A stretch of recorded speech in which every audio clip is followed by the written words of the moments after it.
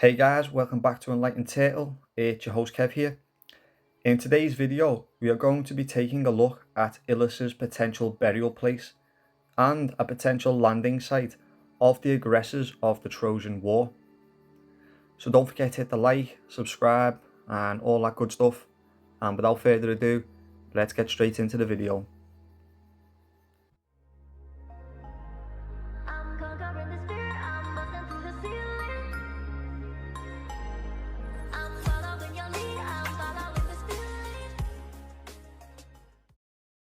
If one was to draw a line from Cambridge or the Gog Downs to King's Lynn or King's Landing, we find in the middle a town called Ely.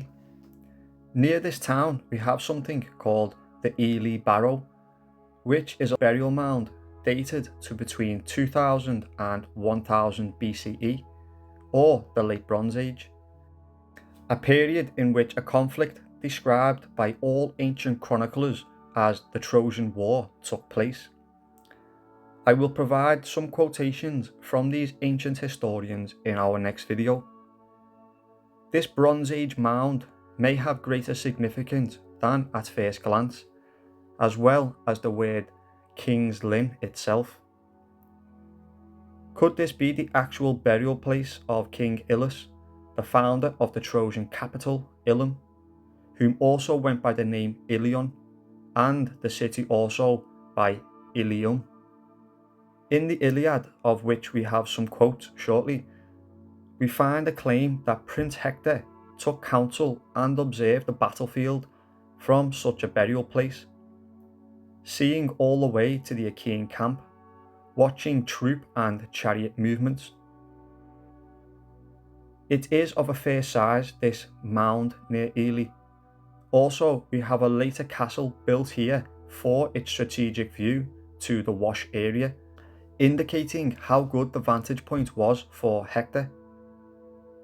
The tumulus of Ely is designated as a significant prehistoric funerary site in East Anglia. Looking online for this mound of Ilus, I have been unable to pinpoint its exact location. Barway in Ely, Cambridgeshire is referenced as having a Bronze Age burial mound. Unfortunately, after looking for images and scouring Google Maps, as I say, finding the exact location has been rather fruitless. There is no Bronze Age barrows that I am aware of near Hisarlik in Anatolia, the location of Schliemann's Troy, nor of any burial mounds or raised elevations between Hisarlik and the coastline that would match the same description. Indeed, we have zero presented theories of a landing site at this location either, suitable for the 1000 ships of the Achaean, Argive and other allies of this vast invading fleet, or the subsequent camp at the ships with its defensive walls and ditches, providing a number of challenges to the Anatolian Trojan location and King Ilus himself.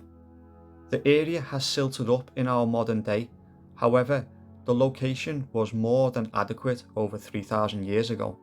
The word Lynn of King's Lynn itself is thought to be derived from the Old English word llyn, which means pool or lake, but it also has connections to landing or harbour in certain contexts. In this case, King's Lynn could be interpreted as King's Landing or King's Harbour.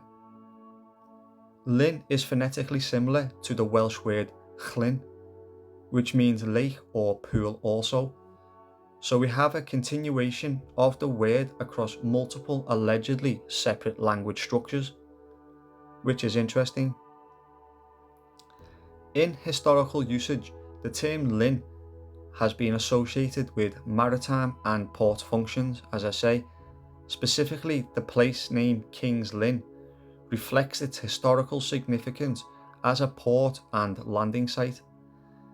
This connection is supported by historical documents and records that describe King's Lynn as a major harbour town on the east coast of England.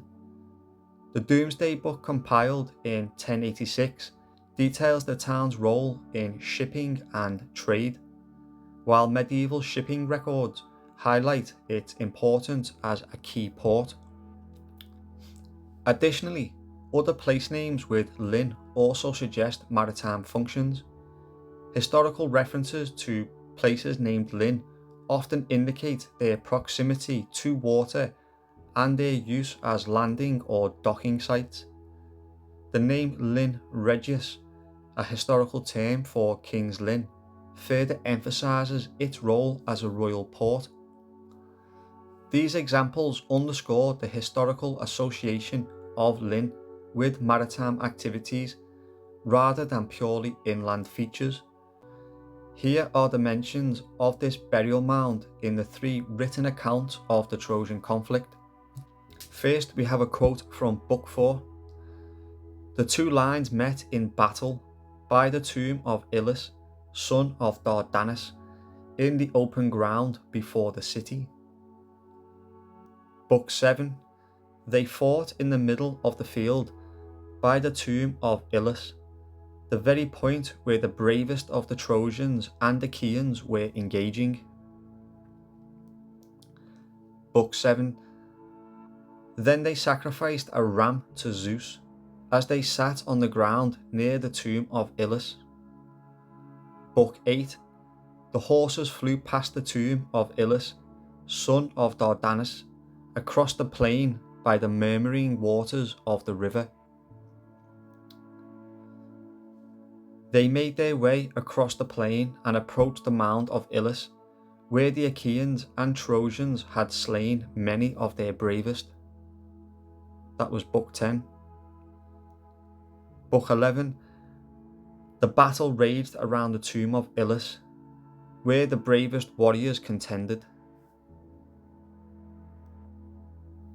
Book 24. They set him, Hector, on a high bier and raised their dirge. Then they placed the body on the pyre, and the Trojans stood around him and wept. And they buried him near the tomb of Ilus at the furthest end of the city. Next up, we have Daughters of Phrygia. Chapter 5. They fought over the bodies of the fallen near the tomb of Ilus, who had founded the city of Troy. The place was a sacred spot, and the Trojans hoped that their position there would bring them divine favour. Chapter 18. As the battle raged on, both sides fought fiercely around the tomb of Ilus. The Greeks attempted to break through the Trojan lines, but the Trojans defending the resting place of their ancestors repelled them with great courage. Now we have Dicates Cretinus. Then he drew up his army in a battle array in front of the city walls, from the Scaean gate to Ilus's mound.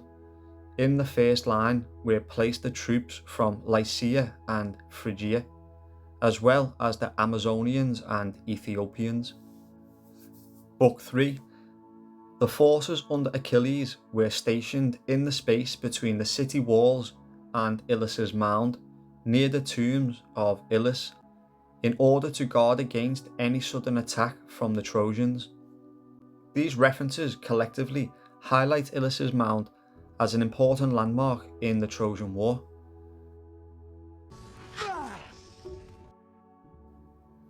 As you can see from this coloured image on a map, I have tried to mimic what Iman Wilkins has portrayed in his book Where Troy Once Stood. This image is not to scale, and there's a number of things that I have not put in this image. I will briefly share an image of the map and key, or just a map actually, from Iman Wilkins' book. As you can see, there's a lot more information in this map. However, back to the map of Ilus's mound and the focus of the video with the camp, you can see that the wash area is outlined by the beach shaded in yellow, which is a lot further out today than it was back then, due to, as I say, the silting up of the area. As you can see, we'll follow the watercourse from the left. We have the Simios or Great Uis, that it's known as today. We have Caressus, as mentioned in the Iliad, which is Car's Dyke today. We have the Siamander, which is the River Cam, and both these two rivers, as I say, flow into the Simios, which runs on towards the Achaean camp. As you can see, the Scamander or the Cam runs close to the city of Troy, which is, as discussed in a previous video, Wandlebury Ring, where that was once the ancient Trojan citadel. Unfortunately, there's a golf course situated right in between the potential citadel and what we can see as the battlefield between Troy and the Achaean camp. The purple lines that are purple strokes, as you can see next to Cambridge and Troy, is what we know today as Devil's Dyke, which is the larger stripe near Newmarket, and the Fleam Dyke. These two are obviously defensive works for the city of Troy. Now, different ages have been attributed to these dykes, so I guess you'll have to leave it open to your own interpretation on this. The river next to Newmarket and the dykes, as you can see, is the Rhodius or Kenneth, as it is known today. The river to the right that runs into an older course is the Iesbus or the Lark. This river then feeds onto what will become the old course and then close to the wash before moving out as the Little Oise, as opposed to the Great Oise or the Samiois, and this is called Santi Neois. So as you can see, the beach is outlined in yellow with the Achaean camp marked by pink. This was a naturally defensive position, as you can see by the river course flowing in front of the camp. We add this to the ditches of the Trojan city, we can see that these two opposing forces were a lot closer back then than what you'd think looking on the map today. So King's Landing is not necessarily the place where the Achaeans landed.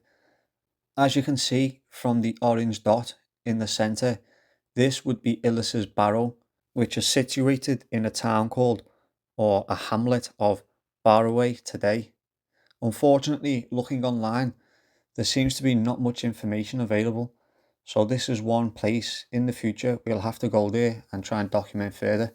We have a green dot just in front of Ilus's Barrow, and as with the quotations that you will hear coming from Homer, this is the location where Hector launched an attack onto the five gates of the Achaean camp, to whence they started burning ships before meeting his cousin, exchanging gifts and returning parting ways. As you can see also from the quote by Homer, when the Achaeans got closer to Troy, they obviously got inside or close to these defensive ditches, of which we hear many battles that transpire, and also we have the great battles near Ilus's mound as depicted a moment ago. This area of Ilus's Barrow, there is also a ford in the river, of which Priam allegedly crossed this ford on his way to meet Achilles.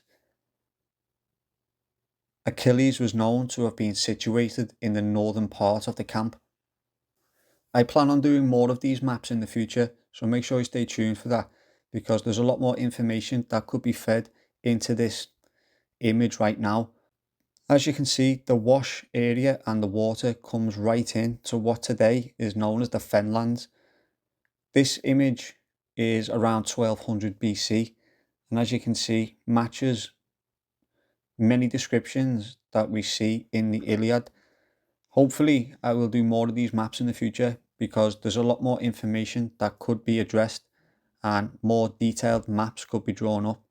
So there we have it, guys.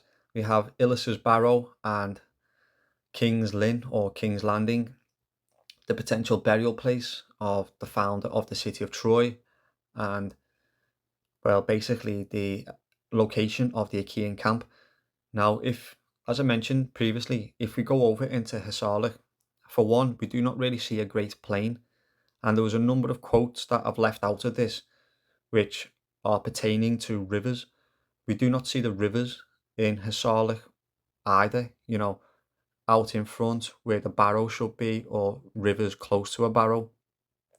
Also, we do not have, as I said, a single location, whether that be on the coastline of the Aegean or on the river of the Dardanelles and that coastline there. Of course, this raises so many questions as to the topography, geography, and I've got a lot of videos to come relating to a lot more stuff and information that I have alluded to in the past, but not really drilled down to on a specific level. And like I say, I want to try and do more of these shorter content videos that are more focused and more specific. So, as I said earlier, hit that notification bell. Hope you enjoyed this one, and I'll catch you in the next video. Peace.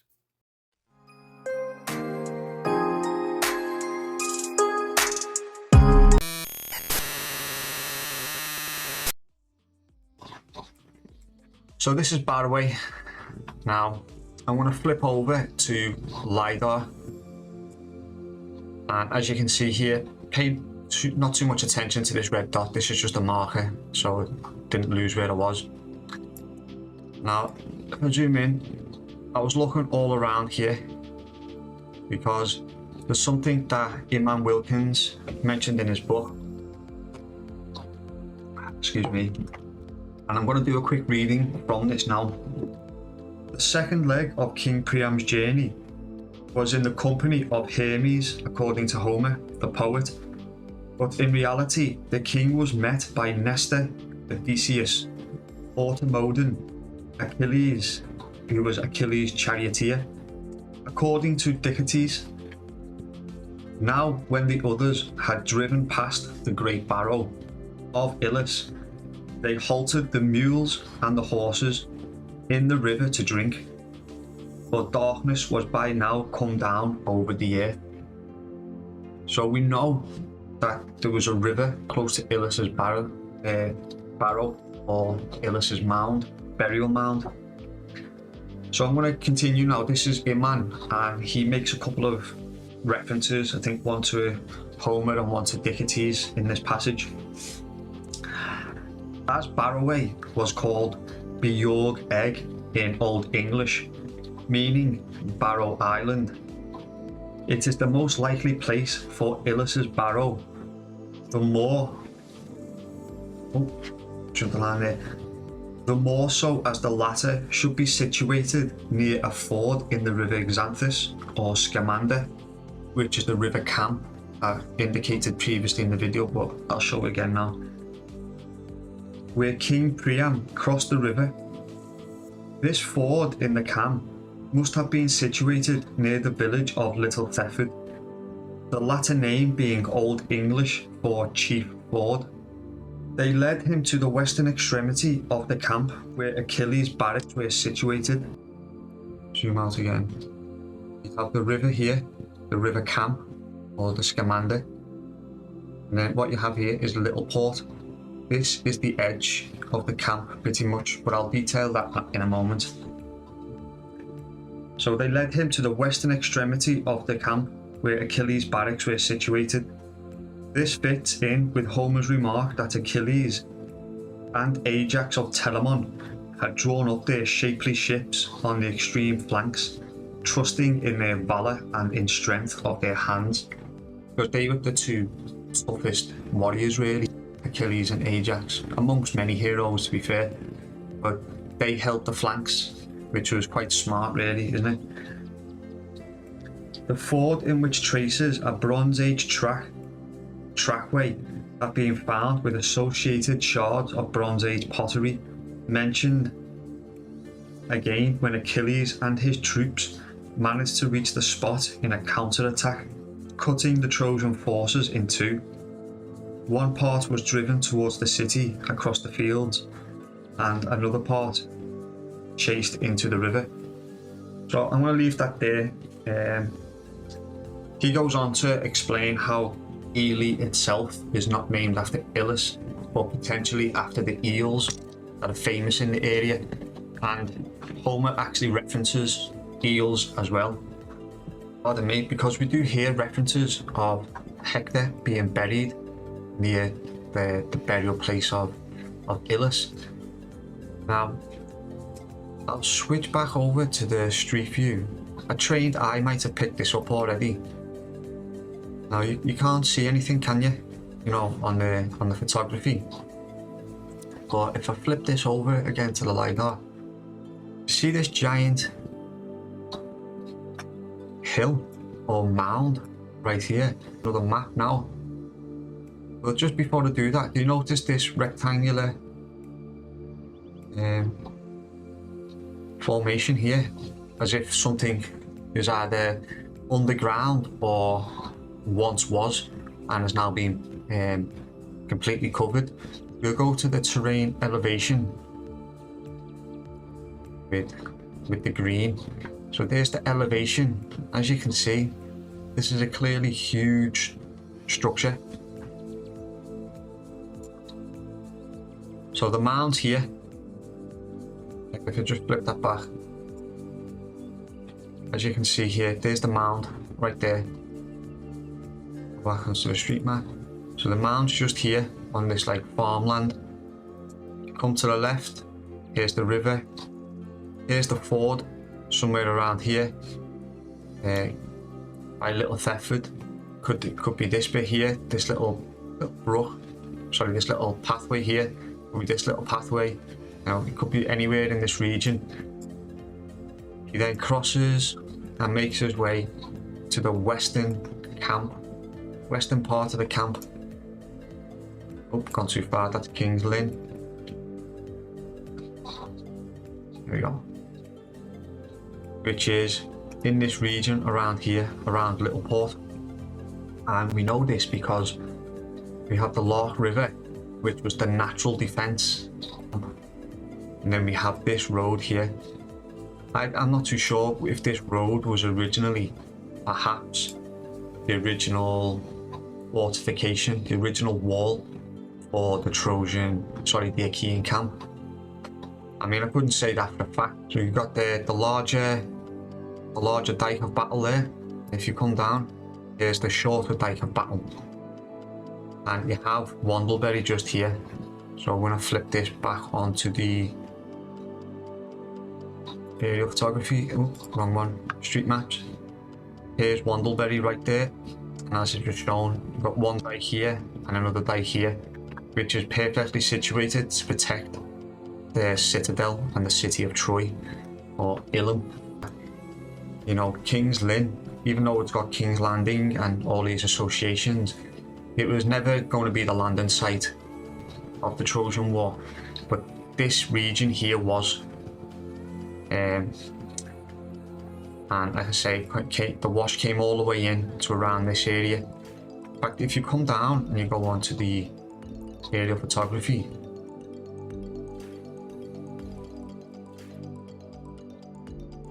you actually see, where was it? See, like here, like this coloration. I can't help but think, is this the old coastline, the old beach? You know, I mean, it could be, it might not be. I'm just speculating there, of course, but it would be hard to tell. Like, the water receded a long time ago, and obviously this area today is known as the Fenlands. So, sorry, get back to Wandlebury. This golf course was only built in the 90s, and it was after the publication of Iman's book, which is quite interesting, isn't it, really? Because he gave a lecture in the 90s, the early 90s, about 95, 96 actually, I think it was, called The Raping of Troy, or The Rape of Troy. And then not long after, we literally have a golf course that gets built on the potential site of Troy, which is just remarkable, really.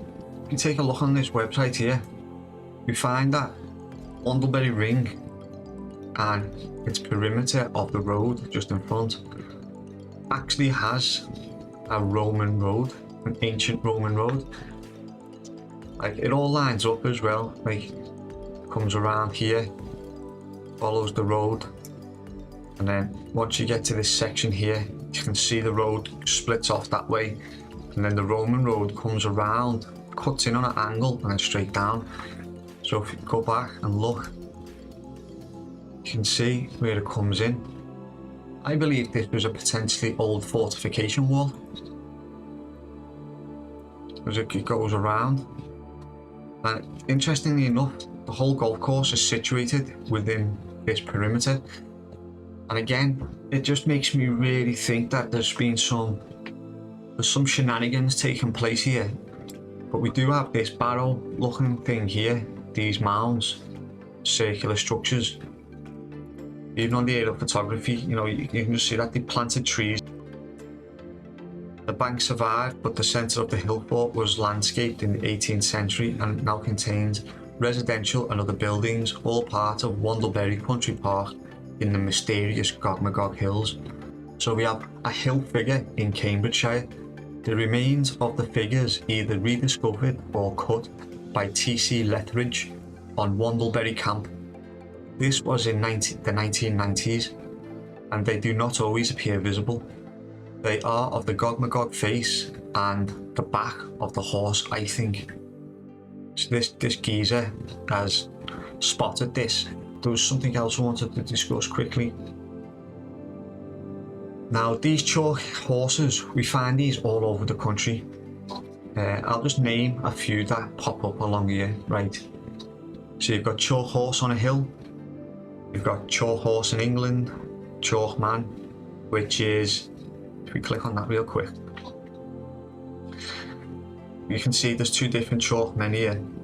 Ignore the Homer Simpson. But this image is quite interesting to me because this could be Hercules. He's got the club in his hand. I mean, he's got an erection. Obviously, a blind man could see that. Allegedly, this was for fertility and stuff like that. Like, people would go and lie down on the erect penis and hope to have a baby and stuff like that. But we carried on with the horses. So you've got White Horse Hill, Uffington, Chair Hill Horse, White Horse in Oxfordshire, White Horse in Hillside, Folkestone White Horse, Berkshire White Horse, Westbury White Horse, the Marlborough White Horse, the Kilburn White Horse, the Yorkshire White Horse, the Wiltshire White Horse. Like, there's so many, and you get these. I don't know what I clicked on there. Oh, go back. So you get all these horses, and I started to ponder in my mind a little bit. When I looked at these images, you see most of these horses are on hills. Now, I haven't got the time to look into this. This is just more like my ideas, potentialities.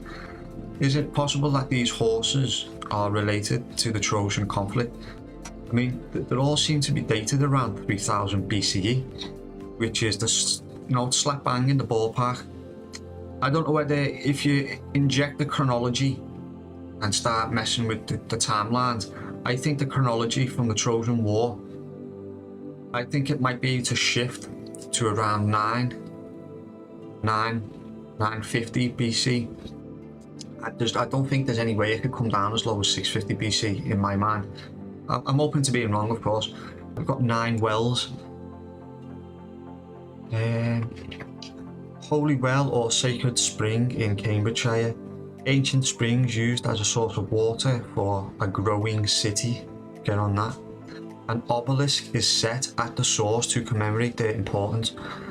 There only appears to be one main spring, and the number may be significant to earlier practices done here by pagan forebears, or this could be indicative that there was more springs in the area that we actually don't see anymore.